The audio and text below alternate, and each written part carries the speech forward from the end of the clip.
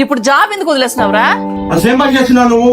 బయటకు పోయి నేను జాబ్ చేసినాను చూడు పోరా.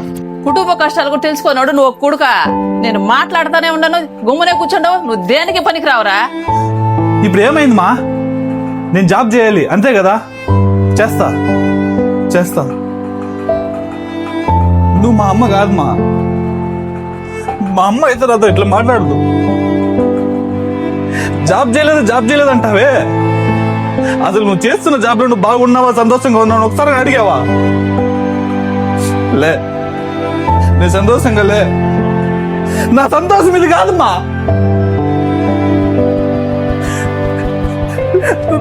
నాకు పెద్ద యాక్టర్ అవ్వాలి నాసమ్మా.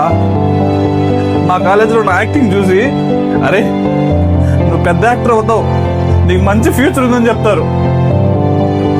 కాలేజ్ అయిపోయాక కూడా పార్ట్ టైం జాబ్ చేసి ఆ డబ్బంతా నీకు ఇచ్చిన డ్రీమ్ అంతా పోగొట్టుకున్నా కూడా ఎట్లా అంటావు మా? పనికిరా నా కొడుకని. అవునమ్మా, నీ పనికిరానోడే. నీ దేనికి పనికిరాను మా.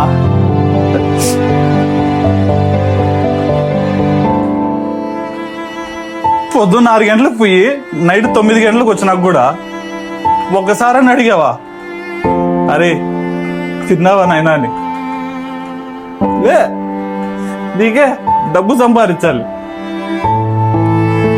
కడుపు నిండా తిండి కూడా చాలా రోజులైందమ్మా. ఆకలిగా ఉందమ్మా.